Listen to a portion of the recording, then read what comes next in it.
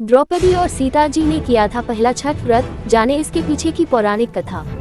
छठ पूजा का यह महात्योहार हर साल कार्तिक मास के शुक्ल पक्ष की षष्ठी तिथि को मनाया जाता है।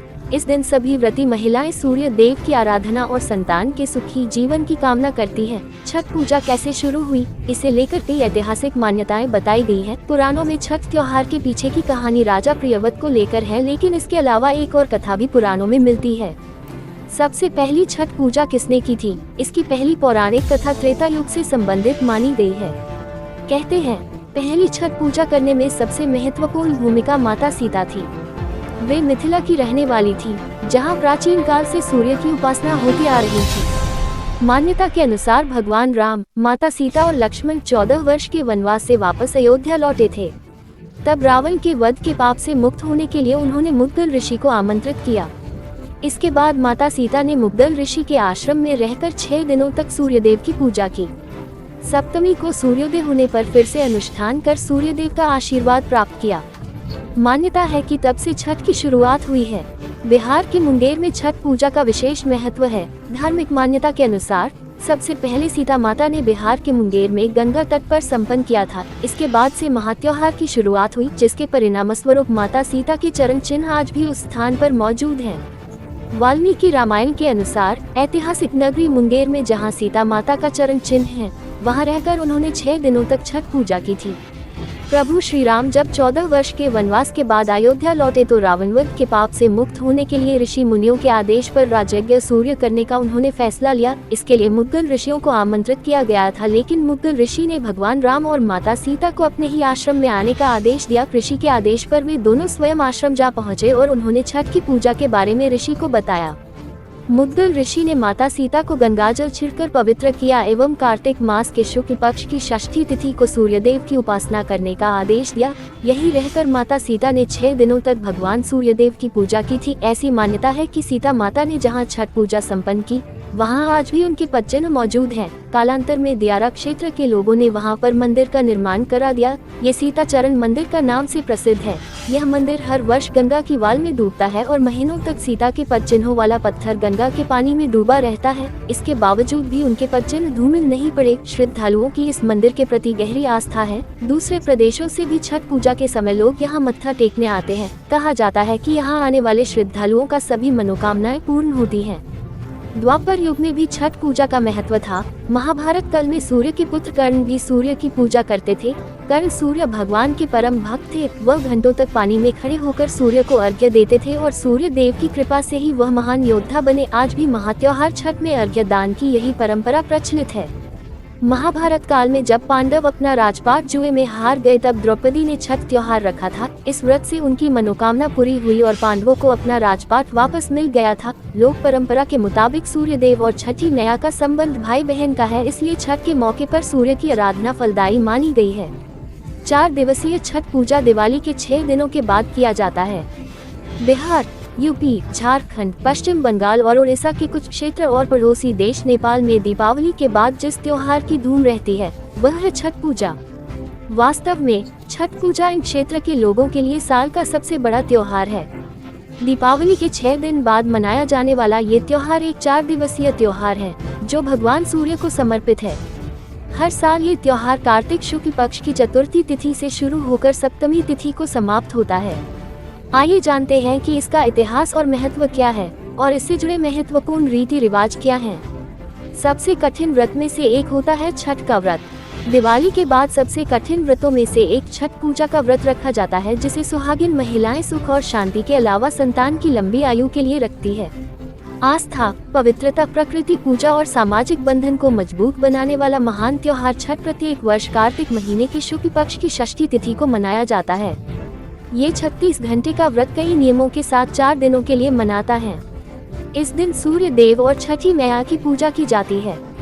आस्था और पवित्रता के इस महान त्योहार का बिहार, यूपी के लोग पूरे साल बेसब्री से इंतजार करते हैं। यह एक महान सामाजिक उत्सव है, जो लोगों को एक साथ लाता है और सामाजिक बंधन को मजबूत करता है।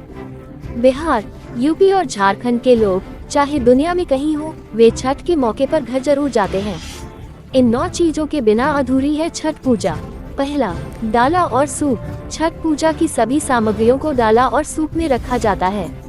ये डाला और सूप बांस के बने होते हैं। आजकल कुछ लोग धातु के बने डाला और सूप भी उपयोग में लाने लगे हैं, लेकिन बांस से बनी ये वस्तुएं श्रेष्ठ मानी गई हैं। दूसरा, ठेकुआ। ठेकुआ और छठ एक दूसरे के पर्यायवाची बन चुके हैं। आटा, गुड़, ड्राई फ्रूट्स के मिश्रण से बने घी या तेल में तले ठेकुए बिना छठ पूजा अधूरी मानी जाती है। तीसरा, नारियल। कच्चा और सूखा नारियल छठ के डाला और सूप में रखना अनिवार्य होता है। मनौती के रूप में इसकी संख्या घटती बढ़ती रहती है। चौथा, गागर नींबू। गागर नींबू छठ की एक खास पहचान है। यूपी और बिहार में इसकी खेती छठ के लिए ही की जाती है। पांचवा, अरक पात। अरक पात रुई से बने गोल गोल पत्ते होते हैं। लाल रंग के इन पत्तों के बिना छठ वाकई में अधूरी होती है। इन पत्तों को प्रत्येक सूप और डाला में रखा जाता है।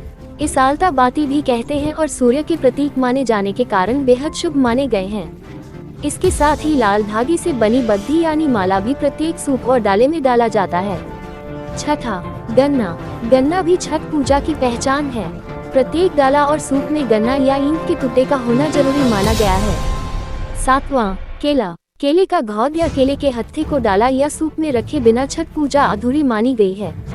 ये संख्या में कितनी होगी यह मनौती पर निर्भर है। नौवां, पान सुपारी। छठ व्रत का उपवास रखने वाले यानी व्रती जब पानी में खड़े होकर सूर्य की आह्वान करते हैं तो वे अपने हाथ में पान सुपारी अवश्य रखते हैं। 10वां, केराव। देसी और जंगली मटर को केराव को कहते हैं। इस मटर यानी केराव को पानी में भिगोकर और फुलाकर सभी सूप और डाला में रखना एक अनिवार्य परंपरा है। इन 9 छठ चीजों के अलावा छठ की डाला और सूप में मूली, सुतनी, शकरकंद, अल्हुआ, मीठा आलू, सिंघाड़ा, पत्ते सहित हल्दी और अदरक की गांठें भी अनिवार्य छठ की वस्तुओं में शामिल हैं। लेकिन उपलब्ध न होने पर भी छठ पूजा संपन्न कर सकते हैं। साथ ही सभी प्रकार के फल जैसे सेब, नारंगी, मौसम्मी, अनानास, अनार आदि भी चढ़ाए जाते हैं। जहाँ तक मिठाइयों की बात है, छठ पूजा की 3 मिठाइयाँ बेहद खास मानी गई हैं। ये है चीनी पाक मिठाई, खाजा और बताशा। छठ एक बेहद कठिन त्योहार है। इसका व्रत रखने वाले को व्रती कहते हैं। व्रती छठ त्योहार के 4 दिनों में काफी पवित्रता और निष्ठा से इससे जुड़े हर रस्म और रिवाज को पूरा करते हैं। मान्यता है कि एक छोटा से छोटा नियम टूटने पर व्रत खंडित हो जाता है, चाहे वह भूल अनजाने में भी क्यों न हुआ हो।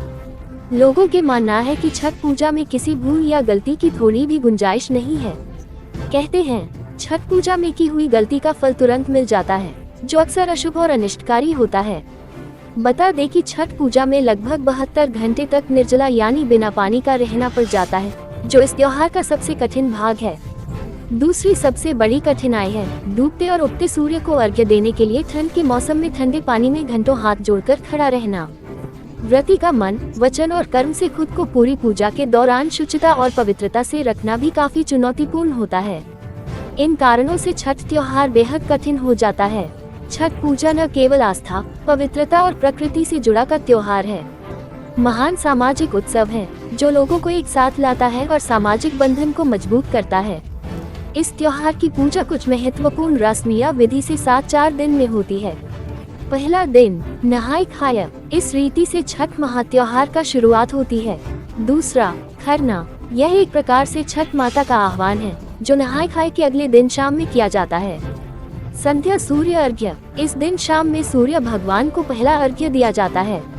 तीसरा दिन प्रातः सूर्य अर्घ्य। इस दिन सुबह में भगवान सूर्य को दूसरा अर्घ्य दिया जाता है। पारण। प्रातः सूर्य अर्घ्य के दिन के बाद व्रती के पारण से इस व्रत का विधिवत समापन होता है।